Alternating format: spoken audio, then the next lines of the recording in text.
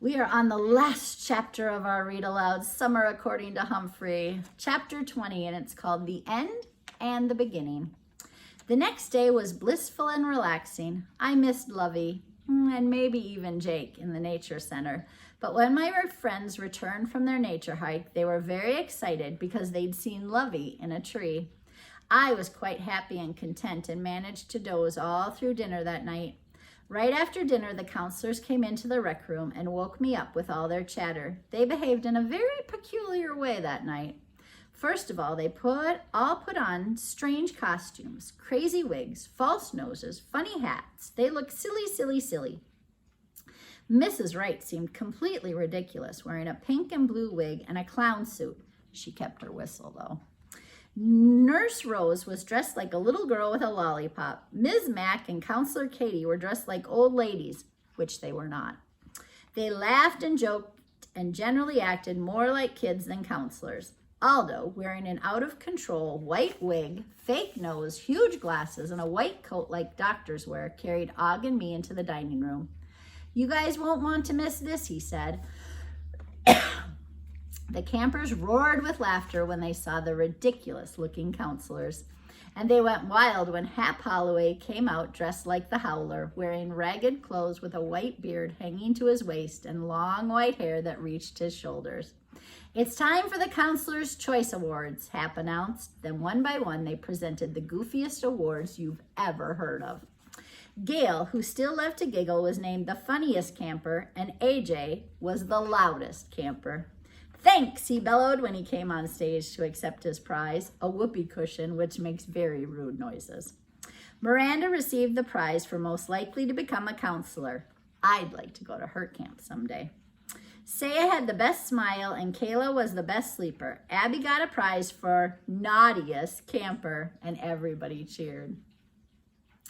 Naturally, Sam got an award for itchiest camper. Noah got the Nature's Lover Award. Brad was very proud to be most improved camper, which was true. And Simon was happy to be named the loudest burper, an award he deserved. The awards went on until I think everybody had received something. Then Hap said there was just one award left, most popular. And this year, the counselors couldn't decide, so it was a tie.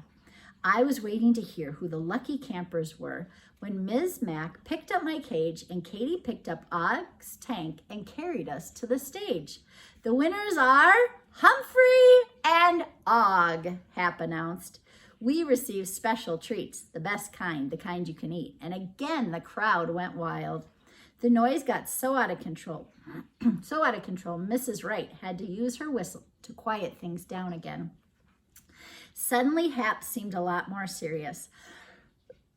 "I have to say, this has been one of the best sessions ever at Camp Happy Hollow," he said. "I learned a lot from all of you. And now that it's about to end, I just hope you'll all be back again next year." Camp was about to end? Just the way school had? Oh, I wasn't just surprised. I wasn't sad. I was sick, sick, sick. It was bad enough that school had ended and I wasn't in room 26 anymore. Now camp was ending too. Isn't there anything a hamster can count on to last? When they all sang the Camp Happy Hollow song, I felt so miserable I just crawled into my sleeping hut, even though I knew I'd never sleep. I spent that night with the Blue Jays since they had won the competition for best all-around team. They exchanged addresses and phone numbers and emails and were a little quieter than on the other nights I'd stayed there. Just before lights out, AJ came over to my cage. "Humphrey Dumpty, don't worry. I'm sure we'll see each other again." I crossed my paws and hoped so. I hoped so all night long. In the morning, Og and I watched from the rec room window as a line of cars drove up to the camp. Car doors opened and out came moms and dads and little brothers and sisters. Parents and campers carried suitcases, boxes, backpacks, and duffel bags from the cabins to the cars. Some of my friends came in to say goodbye, Miranda and Abby, Ty and AJ, and surprisingly, even Brad. Gail came in by herself and she had gifts for Og and me. I made these friendship friendship bracelets in arts and crafts, she said, holding up 2 colorful woven bands. I was going to give one to Mom and one to Heidi, but I changed my minds. I'll make new ones for them. I want you to have these. Thanks, thanks, thanks, I said, and Og splashed happily. I made a lot of new friends here, Gail said as she taped one bracelet to the front of Og's cage and wove the other one in and out of the bars of my cage. But you'll always be my special friends. As soon as she turned to leave, she told us, I'll tell Heidi hello from you. She hurried back outside, and after much hugging and many farewells, doors slammed and the cars pulled away, leaving the camp almost unbearably quiet. Was it just a dream, Og? I asked my neighbor, who was floating lazily in the watery part of his tank. It went so fast. He didn't answer. He didn't have to. A camp alive with fun-loving kids wasn't a dream. Now it was a memory. Later, Ms. Mack came in to check on us. Why are you two looking so gloomy, she asked. Your work isn't finished yet. Tomorrow, a new group of campers arrive for the next session of camp. What? I squeaked. Boing, boing, Og twanged. Ms. Mack laughed. Summer's not over yet, she said, and neither is camp. That was the best news I'd heard all since the end of the school. The counselors had a quiet dinner in the dining hall. When Og and I were alone again, I looked out at the moonlit camp.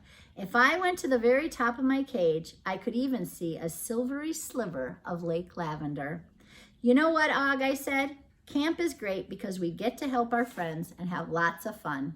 He splashed gently in response. But the best part is we get to be together, I continued. Og leaped out of the water, and goodness, I thought he'd pop the top off his tank. Boing, boing, boing, boing!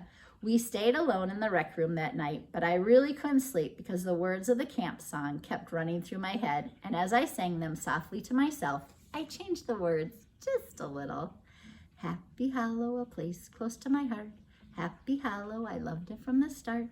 Every day I wake up with so much to do, having fun with Og and that bunny foo-foo. I'll remember forever my new friend Goldenrod, Lovey too, and Jake, but he is rather odd.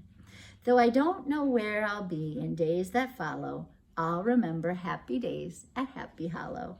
Note to self, good things unfortunately end, but then you have good memories forever and ever. Humphrey's top 10 things to pack for camp. 1, earplugs, just in case somebody has a whistle. 2, stickers, because you never know when you'll need one or more. 3, a good book, some cards, and a game for a rainy day. 4, a cage for protection, but preferably a cage with a lock that doesn't lock so you can get out. 5, lotion for poison ivy, which I hope hamsters don't get. 6, an interest in learning new things like horseback riding, canoeing, swimming, and riding. A good cook. Number 7, a good cook like Maria who is generous with treats. 8, rope for tying knots because it looks like fun. 9, a spirit of adventure. You'll need it. 10, a friendly attitude. You'll make new friends, which is what camp is about. Bonus items, bongo drums if your camp allows them. The end. I hoped you liked summer according to Humphrey. I did.